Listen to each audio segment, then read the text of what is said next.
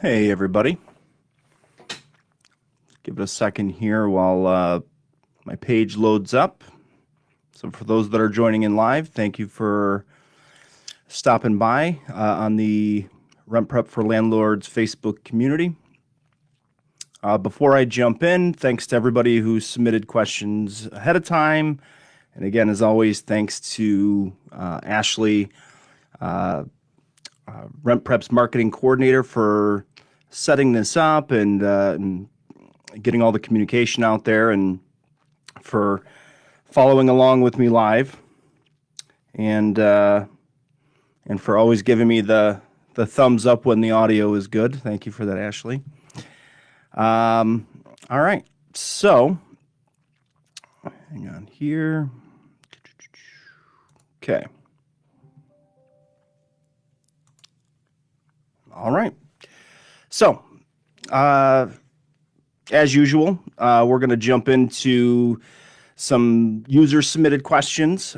This is an Ask Me Anything, so the questions could literally be anything. And sometimes they're things that I am pretty confident in answering. Sometimes they're not. And in those cases, I will usually say, I don't have an answer for that, or at least try to point you down the right path on where to find the right answer. And usually in those cases, it's usually a state-specific question, or maybe even an area-specific. Nowadays, state-specific is becoming less and less of a thing, as much as municipal-specific, or county, or the town that you live in. And so we're in sort of these unprecedented times, and COVID is,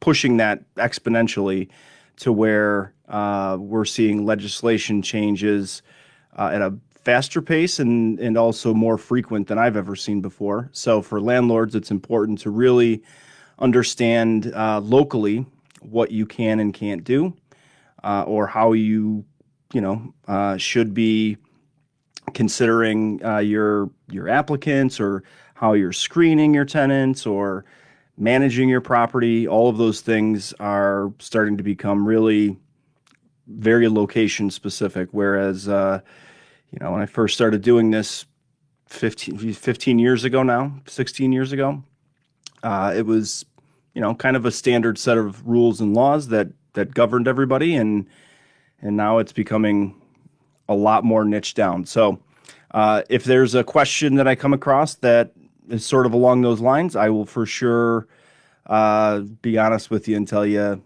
I don't know, but I'll look it up for you.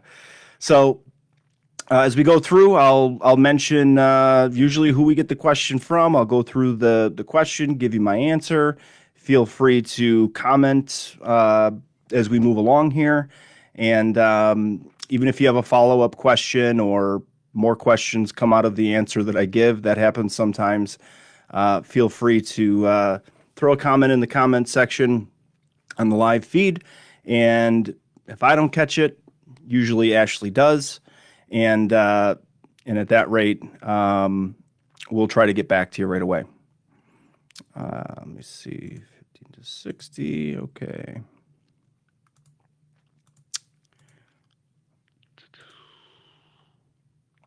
Okay.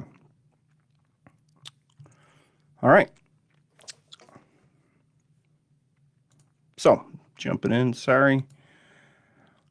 I'm getting some messages here that my stream rate might be kind of low.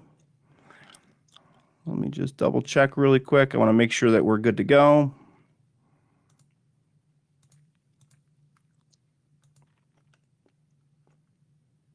Okay. Sorry, guys.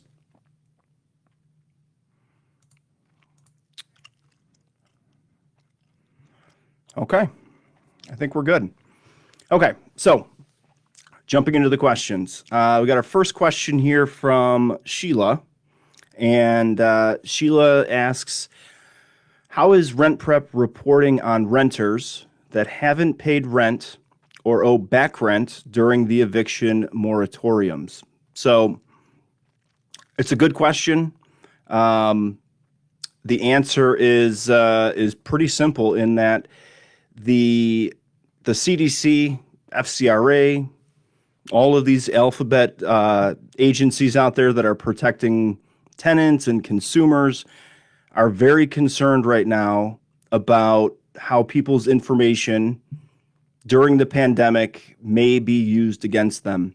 And so the first thing to note here is nobody, not even the credit bureaus, can report negative information that was a result of the pandemic or the eviction moratorium or any of those things. And so really what they're doing in order to try to kind of make it clean, I guess, and take a lot of guesswork out or a lot of filtering or a lot of qualifying, they're basically giving parameters, dates that say, okay, if there was an adverse piece of information that happened between this date and this date, it's not reportable. So to answer your question, Sheila, unfortunately, it's not a great answer to hear as a landlord, but that information that you're talking about is not going to be reported.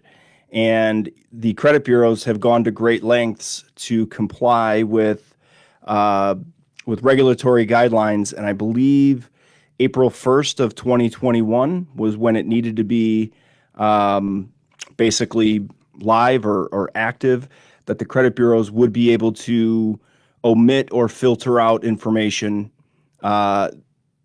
if it was a negative piece of information that happened during the time period of the pandemic. So for landlords, that's really bad news, because if you do have somebody that, that's not paying, or somebody that's took advantage of the pandemic to not pay things, maybe they, were not necessarily being honest or on the up and up. Maybe they weren't affected so much by the pandemic, or maybe they didn't have an income change or anything like that. It doesn't matter. If it falls within a time period, it is not reportable. And so evictions,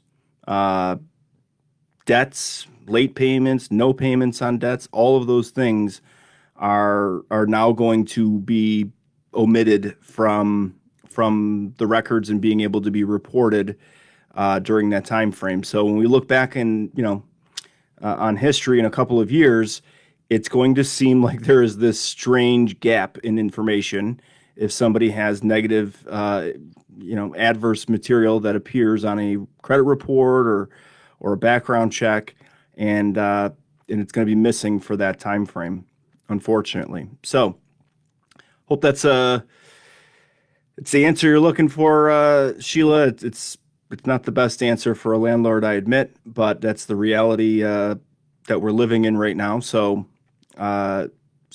basically, RentPrep is not doing anything to report on bad debts or bad or tenants that haven't paid their rent during the eviction moratorium, as nobody is. Nobody's legally allowed to. So, all right. So we'll move on from that question to a question from Michael. And Michael's got a good question here too. So is RentPrep going to have all the offerings they already have for commercial properties and businesses soon? So I'm not sure how old you are, Michael, but I am definitely from the era where, back in the day, we would use like Dun & Bradstreet. That was a really big one for commercial properties or commercial credit. D&B, it's like non-existent anymore. Dun & Bradstreet basically doesn't exist in that same way. And really what sort of changed that was the Great Recession, 2008 through 2010. Really drastically changed the way that that people looked at commercial businesses, financing for business, and it was sort of the age of the personal guarantor. So I know that there are some products out there that do check for business credit. We don't deal with them or really have plans to deal with them, because in our experience, and by far the vast majority of people that are doing any kind of commercial or business background checks are doing it in a way that there's a financial guarantor or a personal guarantor that's usually the business owner. If it's a large corporation, then it would be an officer. And the screenings are performed on them. And so we're checking their backgrounds, their credit. And that's typically how people are writing, lease agreements or any kind of finance agreements or anything like that. It's based more on the credit worthiness, the character of that financial or personal guarantor versus the business itself. Again, not to say that there's not products out there. I'm pretty sure Experian has a commercial business product. Those products are only as good as the information that they're being fed, just like any kind of database. So, for my business here, we've got a lot of vendors that we work with. Some of them are related to the data that we're getting, whether it be TransUnion or maybe court records or, different software providers that we're using, like live chat, for example, to be able to communicate with landlords on our website. And I know for a fact that none of those vendors are providing or sharing information to any credit bureau or reporting service that's gathering our payment information. So the usefulness of those commercial or business credit reports and background checks may not have a whole lot of value to you if nobody's reporting any information on them. So again, I feel like depending on the business or commercial property, most of the time people are using a guarantor in place of doing it, for the business or running the background check on the business. If it's, we did have a strange experience a couple of years ago with what the heck was it? It was I keep wanting to say Calvin Klein, but that's not right. Liz Claiborne. So Liz Claiborne, it was like an outlet store, and so we basically looked into an officer, tried gathering some background information and some details, and what ended up being really useful was finding out who was renting to this. It was a franchise, and who the franchise owner had another property in like a strip mall. And so we ended up verifying the rental history, which ended up not being a very good rental history. They ended up closing the store and they were going to reopen in a new location. So in that case, that's, again, not any information that you're going to pull in a database. It's not something that's going to show up on a credit report. That's good old-fashioned calling the current or previous landlord, calling a business reference, somebody that they've done business with, and doing the old-fashioned, how are they? Do they pay things on time? How have they been to work with? So sometimes that is the most useful practice versus anything that you're going to gather from a database, particularly when it comes to commercial or business background checks and screening. So hope that answers your question, Michael. You can always call in too and talk to one of our screeners or ask questions or reach out to me directly if you have a follow-up on that or have a specific situation, or if you deal with a lot of commercial or business properties, and we can help find a good solution for you there. All right. So next question here. How do you verify tenants' answers to pre-screening questions? So I'm trying to think of some of the pre-screening questions that I would assume that you're asking. And some of those would be, do you smoke? Do you have any pets? Do you have any animals? Do you have income that's, at least X amount or at least this ratio of income to rent? So I would say usually on pre-screening questions, you're not doing a whole lot of verifying at that point. You're sort of taking their answers at face value. However, I will say that sometimes the best pre-screening that you can possibly do is to mention that you're going to run a background check and that you're going to verify all of their information. And if they take you seriously, that's usually enough to send those who know that they're going to need to lie to send them away. So it's never a bad idea to mention, all information is going to be verified through tenant screening process or a background check or credit report. And that will usually deter some of the people that are looking to try to get away with something. Beyond that, my only advice would be tread carefully. Be careful how you verify some of those pre-screening questions and make sure that you're not in discriminatory territory there. So, a good example would be if somebody says, that they don't have pets and you dig around and try to verify that information and you find them on Facebook, let's say, for example, and they're snuggling up to a new puppy or a kitten and you think, I got them. That puppy or kitten may end up being a service animal or an emotional support animal. And now if you go back to them and say, hey, I caught you. I see you on Facebook. You got a new cat. You're posting all over saying that you love this thing. And next thing you know, they're coming back at you saying, well, that's not a pet. That is an emotional support animal. And now you're in discrimination territory. So I would be cautious in how you're verifying those pre-screening questions. Again, I feel like the better approach is to make sure that they understand your process, that all the information is going to be verified, that you're going to do a background check, and sort of let that be your filter on that front end.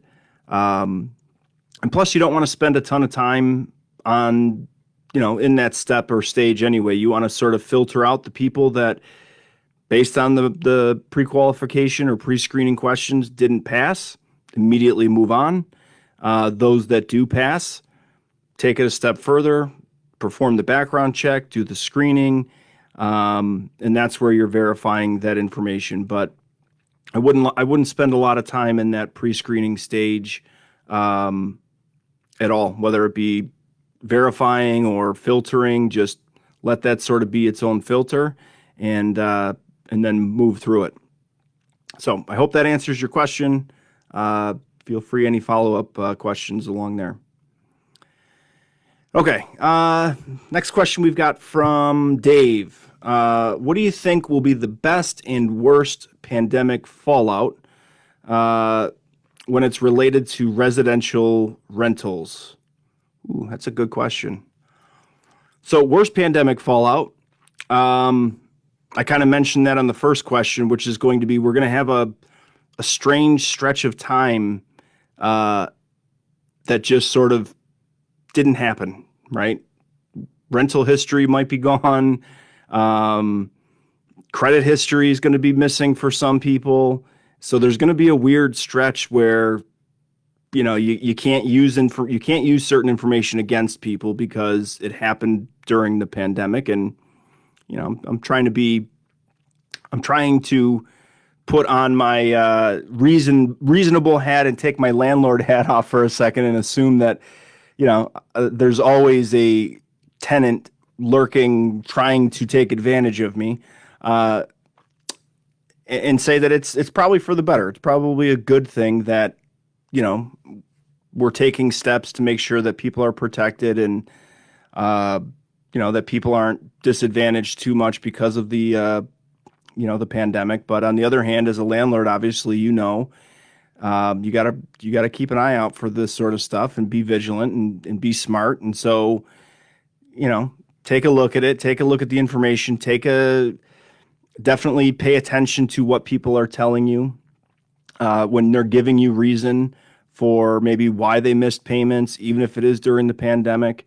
You know, the laws might say what you can and can't use against somebody, but it's never an issue in these situations to just have a conversation and ask them questions about what happened, how did it impact you, and you want to listen for all of the typical red flags that as landlords we're sort of on the lookout for, right? So that's tenants who tend to blame all their problems on landlords. That's something that I'm always acutely aware of here.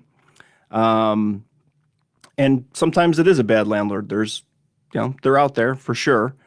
But that's usually a good indicator that, if they're shifting blame, if they're telling you that they've never had a good landlord and this one was terrible and that one was terrible, chances are you're probably going to fall into that conversation in the future when someone else asks and you've rented to them. And so sometimes those are the tenants that you want to try to avoid.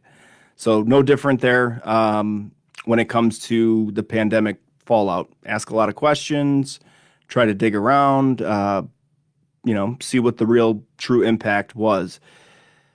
The best fallout, I don't know. I part of me is still waiting for the other shoe to drop on this, this real estate bubble that we're seeing, especially in my local area in Western New York. For years, the prices have been just going through the roof, and all the investors around here are sort of waiting for, that to pop and waiting for the market to readjust. And obviously, if you're, as an investor, that's when you need to be ready. I feel like everybody's been wrong about it. Same thing with the stock market as well. It's been really tough to predict. It's been super atypical. It's not something that we've ever gone through before. I don't know when it's going to correct itself. Sometimes it feels like never. Sometimes it feels like it might be tomorrow. But right now, the real estate market is just crazy in our area where people are still paying well above asking. They're buying houses in cash. They're foregoing inspections. It's insane. I don't know if we'll ever see another time like this. So, if you're trying to unload a property that may have been difficult or has some issues that in a tougher market might be a little bit more difficult to get rid of, if you haven't already, you might want to consider what you're going to do with that property. I've got one right now that I know has some foundation issues. And in the past, I've run into, issues putting it on the market, and nobody was interested in dealing with some of the foundation issues. And it's not like the foundation is crumbling, but it's not going to be cheap to fix the foundation when it comes time to. So I'm hoping it's not too late already, but I don't think that it is. But for me, the timing might be really, really good to get rid of that property that I know has some issues. And we have a super hot market right now where people are willing to buy anything, issues included. And, my mindset is if someone else is willing to take on my previous problems, who am I to stop them? I wouldn't lie or do anything, unsavory or try to trick somebody, but I have no issues, taking advantage of a good market. We'll put it that way. So, that might be sort of the best case scenario, I think, for this, for the pandemic. Beyond that, I don't know. I think there has definitely been a shift to single-family homes versus multifamily. We've seen that here in our business, where we've seen a pretty steady decline in the multifamily screenings that we do, and a equally steady increase in the single-family screenings that we do. And so anecdotally, I would say, we've heard stories of people saying, I work from home now and I've got this loud neighbor upstairs from me or to the right or left or wherever. And, my apartment building is really loud. And so they're trying to get out of those crowded spaces and into more single family homes and, suburb areas that are a little quieter and easier for them to work in or have some green space nearby that they can get out. So, if this remote working and that sort of thing is here to stay, or at least for some people here to stay, then that could be a potentially good byproduct of the pandemic for real estate investors or landlords that have single family homes. I think that those are super attractive right now for sure, and also for short-term rentals, corporate rentals. Even we see a lot of businesses that are buying houses instead of trying to rent them for executives on a few months lease terms, things like that. So if you're in a competitive market, again, a single family home is a really good rental for a short-term executive rental, and so that could be an upside for you there too. And those usually come with making some connections. I know that there's a few listing sites out there that deal specifically with that. But usually if you've got a large business in your area that is placing a lot of people in short-term rentals, reaching out to them, letting them know that you have something to offer. So yeah, it's tough question, Dave. I'd have to think about it a little bit more, but off the top of my head, I think those are the ups and downs of the pandemic fallout. Okay. Next question. Got a question from Sheila. How accurate is your eviction and criminal background check? She ran a report through your company, and the data seemed to be at least 2 years old. No info past 2019. So, I'll say the eviction and criminal data, no different than the credit reports, and the data that's on there.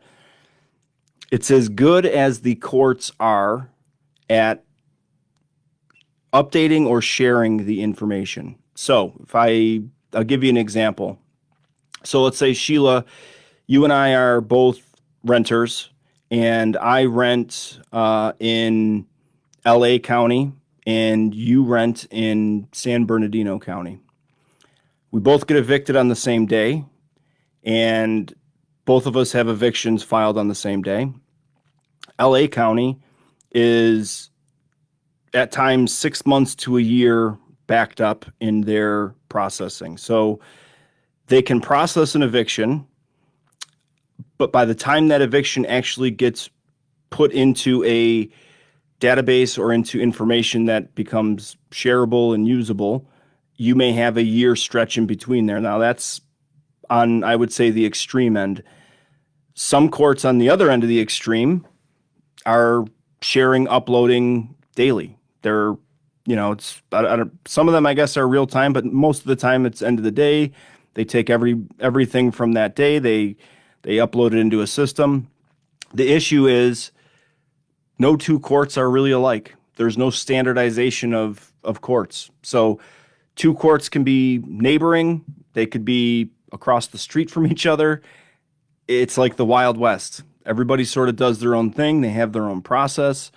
Some of them use the same processes, but there's no standard that has to be met. So there is no guidelines for the courts that say you have to do this within this amount of time.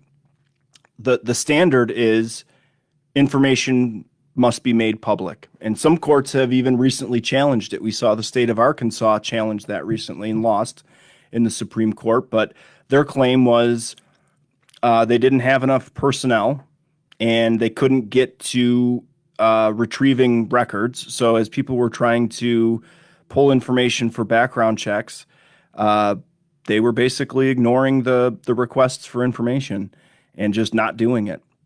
So it took a Supreme Court decision to say to the court that you can't do that. You have to make this information available. So trying to see if that sort of answers your question. The other side of that question, Sheila, is the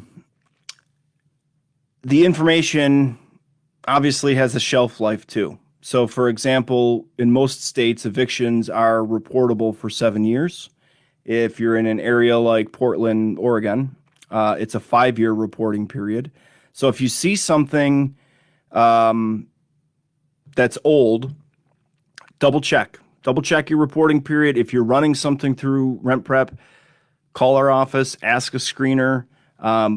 We have no problems or issues with landlords that do their own digging too. If you feel more comfortable with it, by all means, do it. The warning that I would put on that is be careful because not everything you find is usable.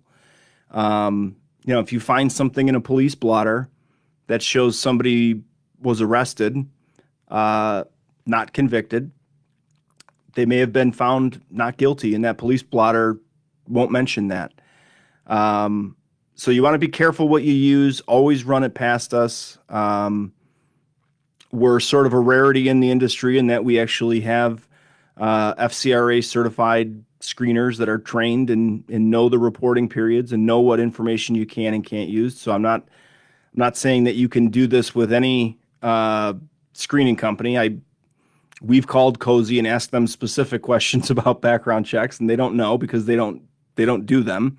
They're using third parties to perform all of that stuff. So they're not going to be able to answer your questions very directly, but I'm confident that we can here. If you find something, always run it by us. We'll tell you if it's usable or not, or tread carefully, or if you're going to deny somebody, at least don't deny them on the basis of that information that you found. And so beyond that, I would say, again, our information is as accurate as the courts are at updating and sharing the information. And typically we're looking in more places than one. So for example, an eviction record could be in the National Eviction Database. And we find that about 50% of the evictions that we report are not actually in the National Eviction Database.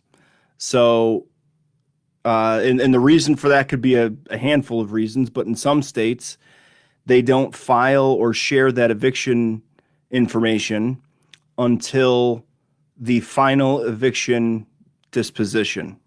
So if you're a landlord and you're filing that initial eviction, if you've ever gone through it before, you know that first filing is a forcible entry and detainer filing, and it's filed with $0 because it's kind of like a placeholder. Nobody knows what the amount is going to be yet because the tenants are presumably still there. You haven't gone through to do a final inspection to assess damage to the property, and they're not out yet, so they can also still accrue rent charges before the actual eviction is executed. So that initial filing that shows $0, it's sort of that initial placeholder filing. In some states, they don't treat that as an eviction yet. Not until the full filing is executed. You have an exact amount that you can attach to that eviction judgment. So you're adding, they owed $2,000 in past rent plus an additional $800 for damages to the property. So that's $2,800. And so that $0 filing will then be adjusted to $2,800. So the nuance between when the time between those filings can make a difference of where that filing is going to appear. And so for us, we're checking the National Eviction Database, and then we're also looking at the court level for civil records. So, an eviction, that initial eviction filing especially, is going to show up as a civil record, no different than a judgment would show up that we would see. So the other issue just to mention about that is that there are states, I think California is one of them, as always, it seems, but there are states that are trying to put legislation in a definition around what is an eviction. Our standpoint as a screening company with a responsibility to protect landlords, So our standpoint is if a landlord had to file an eviction in a court and pay for that filing, that's a reportable record. That as a landlord myself, I would certainly want to know that record existed, regardless of if it was executed or not, or if the person ended up paying 15 days or 30 days, or maybe they abandoned the property and that's why the eviction didn't need to be executed. But from our perspective, in trying to protect the landlords, that's a pretty valuable piece of information and a court record, and should be included on a screening report. Not every state's going to agree with that in the future, and so that's something that you're going to see changing, I think, state by state. But we see a lot of tenants who have eviction filings against them, and sometimes the first time they realize it is when they go and apply to a new apartment and they get denied because of an eviction. And in their mind, they're thinking, I was never evicted. I was never forced out of my property. The sheriffs never came to serve me the notice or to execute that eviction or to execute a lockout or anything like that. So I was never evicted. But again, according to court records, the eviction was filed. So, in what should be done in those cases is that a landlord should vacate that eviction if it doesn't follow all the way through, and the landlord doesn't want that to follow somebody. There's no law that says you have to. So of course it's not being done regularly or with any consistency at all. So keep that in mind too, I would say. So I hope that answers your question, Sheila. I would say in terms of accuracy, not trying to make this a commercial for RentPrep. This is always supposed to be just general information, but we really do have a heavy focus here on accuracy in our reportings and how we find our information. And we're not an instant, background check that's going to scrape a database and spit you out the information. Our screeners are lifting rocks and shining their flashlights into the dark corners to try to find this stuff. So I would say your chances are probably better with us or a screening company versus anybody out there that's a tech company that's just scraping instant data and instant information. So that's my last RentPrep, shameless RentPrep plug, I promise. But we do provide a good service, so I'm not embarrassed to say that. Okay. Question from Linda. Linda says, I'm interested in selling my rental. How do I tell tenants that I want to list the home on the market? I would say be open and honest with them, and be sure also that your lease agreement, sometimes landlords use like a standardized lease agreement and they don't realize that they've got a first right to refusal section in their lease agreement. So, double check, make sure that you don't. Obviously, that would mean that you give your existing tenants first crack at buying the property if they choose to. But in that case, I feel like it's good communication, being open and honest with them, and also letting them know, like, ease their fears that just because somebody comes in and buys the property does not mean that they're going to be kicked out immediately either. If you sell a property that has a lease agreement in place, that lease agreement is still enforceable, unless that new owner decides to not renew the lease, which again doesn't change their original lease term. So if they've got 6 months remaining on their lease agreement, and you sell that property, unless you have something different in your lease agreement that says otherwise, that agreement that tenant signed is still enforceable and transferable to the new owner as the new owner buys that property. So as a tenant, my biggest concern would be what's going to happen when the property sells. Maybe if they're a long-term tenant, that's a legitimate concern for them, in realizing somebody might buy the property. That actually happened to me and my wife when our first house that we were renting.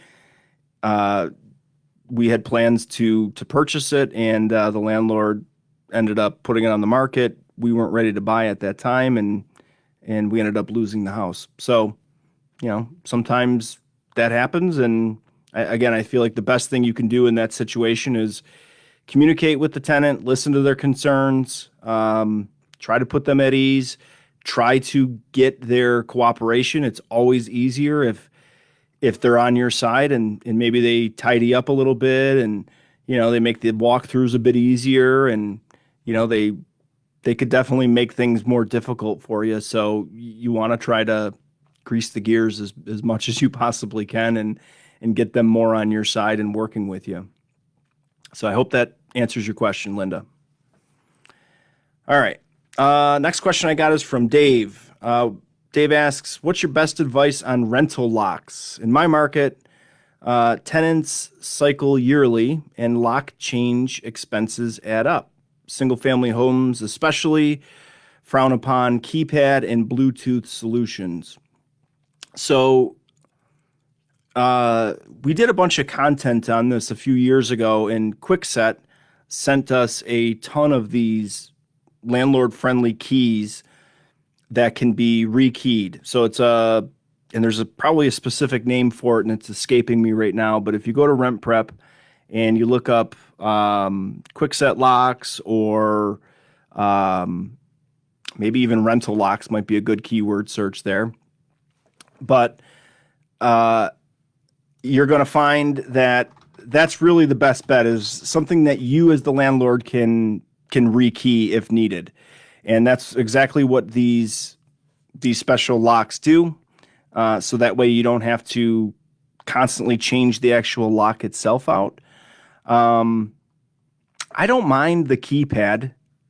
Bluetooth, I don't have any familiarity. I can't speak anything about it. I'll tell you that here at RentPrep, we have facial recognition, and it's pretty awesome. We don't have to issue keys anymore. We don't have to, anytime there's turnover, we don't have to rekey or make sure that we're grabbing somebody's key. We just delete their face. It's pretty simple. And the device was not as expensive as you would think. So, I don't know what the residential market is for facial recognition, but if there's anything available, I don't think it's a crazy idea. We use it, and it's super reliable, and it works pretty awesome. So I'm trying to see if I can look up really quick the name of that. Kwikset Smart Key. There you go. Kwikset Smart Key. So that's the one that allows you to rekey. And there's a ton of content on it on YouTube and everything else. So it seemed pretty good. I'm not great at rekeying or taking locks out. For some reason, I always struggle with it. So, I'm always looking for an easier solution as well. Okay. So I hope that answers your question, Dave. So I would definitely use something that you can rekey, and you're not having to swap it out constantly. Also, you want to remove anything that locks automatically, because there's a lot of lockouts that end up happening where, the tenant doesn't realize that the door shuts behind them. It locks automatically, and now they're locked out and their keys are inside, and you're getting calls saying that they can't get in. So that's a really easy, quick fix, just to make sure that you don't have anything that automatically locks as soon as they open the door. All right. Question from Dina. Dina says, I'm new at being a landlord. I have tenants moving out. When should I check on them? Now or a few days before the move out date? They're supposed to be completely out and hand in their keys by July 1st. So my advice, Dina, is that you want to go through and do a full move out inspection. So if you need a move out inspection checklist, we have them for free on the website. Just go to rentprep.com, type in move out checklist, and you want to make it official. Go through with the checklist, let them see what you're checking off, have them sign the sheet. It's something that you should be doing together, and it should be contingent to refunding the security deposit. So it should not just be, a given that the tenant leaves and you're going to refund that security deposit no matter what. You want to make sure that you schedule time to do a walkthrough with them. And that way, if there's any issues, you're right there. They can give you explanation. It's, there's no disputing it. If they punched a hole in the wall, you're both standing there looking at it. You're marking on your checklist, hole punched in the wall, taking pictures of it, obviously, too. Make sure you're documenting really, really well. Especially in the past, I would say 3 to 5 years, we've seen more damage claims be thrown out for lack of documentation. So landlords that try to claim damage go to court, either try to get it added to a judgment, or maybe it's a security deposit dispute. If you don't have good documentation supporting your claim, the judge is not going to be on your side. So you want to take pictures, you want to take notes, you want to get acknowledgement from the tenants as often as possible. So that's why I recommend that move in, move out checklist. That keeps you organized, makes you look really professional, and gives you something that you can kind of work through and know what to look for and kind of guide you along that move out process. And you want to make it, again, contingent that they go through that in order to get their security deposit back. You want to make sure that you're walking through them first. So you typically want to do that when they're moved out, when they have everything out. You don't want to do it when they still have their stuff there and they could be hiding something. So if they've got a bed in the bedroom and they slid the bed over to hide a hole that's in the wall, you're not going to know about it until they move that bed out. But if you do that the checklist and the inspection with it there, they're going to pass the inspection and it's going to be a surprise for you. So I'd wait until they move everything out. On that final day, you do the walkthrough. They hand you the keys. You give them the final okay. You can give them back their security deposit, or you can tell them, listen, I'm going to have to get some estimates on this stuff or figure this out, but I can't give you your security deposit back in full until we reconcile what some of the damages are going to cost. All right. Hope that answers your question, Dina. And I'm actually going to skip to Michael's question here because it's kind of a follow-up question to Dina's and it's relevant and related. So Ashley, I'm skipping to Michael's question. So we're just skipping down a couple. So Michael asks, he has tenants moving out soon. Do I charge a cleaning fee for the next tenants if they leave the house somewhat clean, or is that on me to pay the cleaning fee? And in most states, you're going to find the key language here to be reasonable, normal wear and tear. There you go. Sorry, escaped me for a second. Normal wear and tear. And again, this is where some landlords get themselves disappointed because they may try to claim something as not being normal wear and tear, and a judge might decide otherwise. But you want to try to be reasonable. If the carpet needs to be cleaned, and you're going to clean it anyway as part of your turnover process, and it can be cleaned, I guess that's the other key factor there. I would consider that to be normal wear and tear. Somebody who's lived there, maybe they didn't keep it super clean, and there's a couple of stains that you're going to have to work on getting out, but they'll come out. That's much different than having a cat urinate all over the carpet. Now the carpet needs to get thrown out. The subflooring underneath is damaged. That's going to need to be replaced. That's not normal wear and tear. If they take their stuff down and, off the walls and there's some browning around the pictures and the clock on the wall and you're going to have to repaint, again, you would end up repainting anyway when you turn the property over. That would be considered normal wear and tear versus they punched a hole in the wall, or is crazy. We had somebody that posted a picture in our Facebook community that leaned a gun up against the wall and the gun went off and shot a bullet straight up through the drywall. Those things are not normal wear and tear. That is damage to the property that you should absolutely charge them for that damage. So, be careful what you're defining as wear and tear. Try to be reasonable. If it's something that is part of that turnover process anyway, and it's not going to be an additional fee to perform those cleaning duties, then that's just normal wear and tear. If it's anything beyond that, then we're talking about charging, fees for fixing and things like that.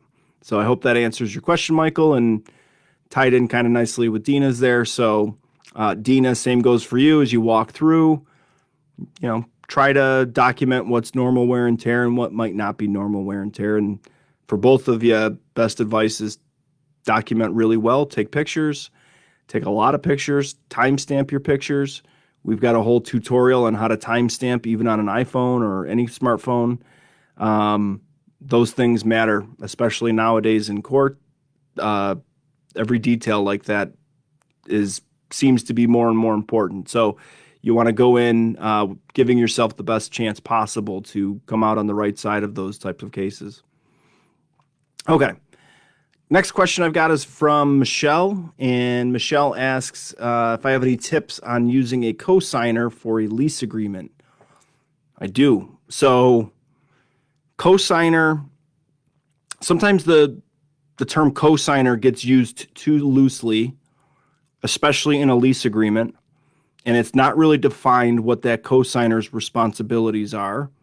So Michelle, I would say first, you want to be sure, in most cases, your cosigner needs to be a financial guarantor, meaning, if you've got somebody that may not qualify for a property based on their own merit, based on their own income or their own history or credit history or whatever it might be, you as the landlord, you want to limit that risk and that liability. So you want somebody that's not just going to help pass the screening process to get them through the door. You want somebody to have a little skin in the game. And so you're not just looking for a cosigner for an approval. You're looking for a financial guarantor that is basically saying, hey, listen, if everything goes wrong, I'm going to be financially responsible. And that's a much different situation. And we've seen it here where parents have signed as a cosigner, and then once they realize that obligation means that they're going to be, a payment guarantor and financial guarantor, all of a sudden they don't want to be the cosigner anymore, even for their own kids. So, it's funny when you start to explain what this responsibility actually entails, you're going to see who either their real friends are or who really trusts them or really what quality of character they have. And if people like their own parents trust them to do the right thing, because if they're on the hook, they don't want to have to pay for someone else's, mistakes or, irresponsibilities. So I would say make sure that your lease agreement talks specifically about payment guarantors, financial guarantors. The language is, interchangeable, cosigner or financial guarantor. The cosigner is typically the language that you're using when you're talking about the screening process. So if we're talking about the screening process, obviously this person, if they're going to financially guarantee the lease agreement, you want to make sure that they've got the ability to do so. So at the very least, you want to make sure that you're looking at financial information from them, whether that be a credit report or at the very least civil records. So that would include judgments, liens, bankruptcies, any kind of history of, financial issues that they may have had in the past or may impact their ability to make payments in the future. So less relevant, I would say, is going to be criminal information. Typically, we don't see criminal records being ran on a cosigner or financial guarantor. They're not typically living in the property, so it's not really relevant, for the cosigner to have their criminal records looked at. So at the very least, though, you want to do a financial rundown, verify their income, obviously, make sure that they meet the income requirements that you would have, or have the ability to help that person that they're that they're co-signing for, because, if neither one of them qualify, then two wrongs don't make a right. That's not really going to help your situation. So you want to make sure that, that co-signer has the strength to carry that lease if needed, and to, to settle those financial responsibilities if needed. Okay. Hope that answers your question, Michelle. And again, tons of content on RentPrep. If you just type in co-signer or financial guarantor, I know that I've personally written a lot of content on that. I may have even done videos and podcast episodes in the past on that nuance, because for seemed like a long stretch of time, landlords were aware of the co-signer on the front end of that screening process, but for some reason in the lease agreements left out any language about financial guarantors, and obviously they weren't really doing themselves any favors in that situation. Okay, so the next question I've got is from Jill. So Jill says, I'm trying to get a tenant ASAP. I know what that's like. We've had 3 no-show appointments just this week. Any tactics to get people to actually show up to a showing? So, a couple of thoughts here for Jill. Number one, Jill, do not, I don't know if you need to hear this or not, but let me just confirm for you. Do not make a desperate decision. I can't stress this enough. It is so much better to leave a property vacant for a month than to place the wrong tenant in there for a year. It's just the reality of it. I know I've mentioned this before on the AMA. I feel like for me personally, in my rental unit a couple years ago when it was up on the market and we were trying to fill it, we just did not have a good pool of applicants coming through. And I was personally scared to death of putting the wrong tenant in there, because I thought, I own a background check company. I cannot be evicting these people. So I just would not flex. I would not compromise my my screening criteria, and it resulted in me having to leave the place vacant way longer than I wanted to. I think we put it on the market in, I want to say November, and we didn't fill it until March. The time of year is tough too. The rental industry is very seasonal. It's a bell curve. It looks exactly like you would imagine, and in the summer months is when it picks up. And so right now, Jill, it should be a bit easier for you to fill that place than it would be in let's say December. So don't be afraid to let it sit vacant. Don't make a desperate decision just because you want to fill it. If you want to get more people there, you might have to look at trying to increase your pool of applicants. And I always say you want a good pool of applicants anyway, because if you have 3 people show up, chances are you're choosing the least worst out of those 3 versus the best out of 10 or 20. So you want a good pool of applicants. And so I would say, look at what you're doing currently. If you only have a sign out in front and it's not getting you a ton of traction, try Facebook Marketplace, try Craigslist, try a listing site potentially. If you're trying those listing sites and you don't have a yard sign, try a yard sign. If you, depending on who your target market might be, or your area, let's say that you're in an area that has a lot of schools in it, and that you might get some student housing or graduate student housing or whatever the case might be. The old school methods work of putting the terrible tabs of putting a number and saying place for rent. So I would say, assess what you're doing currently, consider what you can do in addition to that, try to increase your pool of applicants. You're going to assume that there's going to be a lot of no-shows anyway. If that starts to become annoying, which it does quickly, you might want to consider instead of doing one-off showings, because there's nothing more frustrating than shifting your schedule around and showing up, rushing to the unit by 6 o'clock after work, and the person doesn't even show up. I get it. That's the worst. So if that team seems to be the trend for you, then you may want to shift to do an open showing like on Sundays. And so you put in your listing that, you're going to have showings on Sunday from noon to 5, and you plan on staying there for a stretch, and that gets you out of chasing people around or meeting, trying to organize your day so that you can meet people at certain times and then they don't show up. That's super frustrating. So, yeah. And I would say, again, anytime something's not working like this, it doesn't necessarily mean that you're doing something wrong, but it's absolutely a good opportunity to just reassess what you're doing and kind of look at it objectively and say, okay, is my listing doing a really good job of highlighting what I need to? Am I getting the information out in as many places as I could? Am I using a lawn sign? So consider those things, kind of reassess, and try to increase that pool of applicants. I think every landlord will tell you you're going to have, just no matter what you do, if you're doing everything right, you're going to have a certain percentage of people that just don't show up.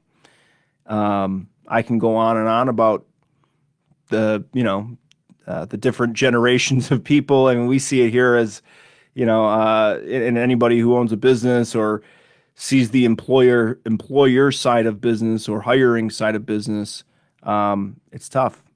Seems like less and less people are concerned about people's time these days. I promise I'm not making a millennial crack right now, but it does seem to be somewhat generational that certain people, if you make a commitment, you show.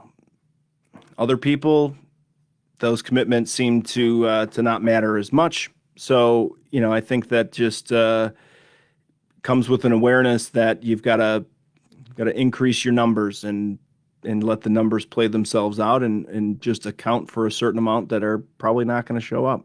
So, but again, I think the key piece to take from that, Jill, is don't get desperate.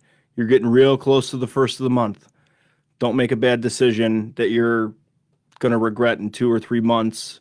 It's a lot harder to get somebody out than it is to let that thing sit vacant for just one more month and give it another real honest effort to get it filled versus filling it for the sake of filling it. So that's my advice from some experience and seeing landlords do this, all the time. And unfortunately, we hear about it usually after it's too late. The 2 reasons we've surveyed our clients in the past, we've worked with over 150,000 landlords in every single state for well over 10 years now. And consistently, the 2 top reasons that a landlord comes to RentPrep for the first time is they are either a first-time landlord and they don't want to make a mistake, or they're a landlord that did not screen previously and do not want to make that mistake again or relive that mistake. And so I would say don't fall into that second category of making that mistake and picking somebody just because you want to fill it as soon as possible. So you may already know that, and I might be preaching to the choir, but I feel like it's worth it. It's worth it to let it sit vacant for a little extra time and eat that cost for a month versus, having to deal with a bad tenant for a year. All right. So I hope that answers your question, Jill. And I think that's it. I think we're out of time. I appreciate everybody who's listening in live. Everybody who submitted questions, appreciate that as well. And I hope that I answered them sufficiently. And obviously, if you guys have any other questions or follow-up, feel free to throw them in the comment section. And hopefully we'll see you next time on the next AMA. I think we're doing these every month. So give it about a month and I'll see you guys again soon. So until then, happy landlording, and we'll see you soon.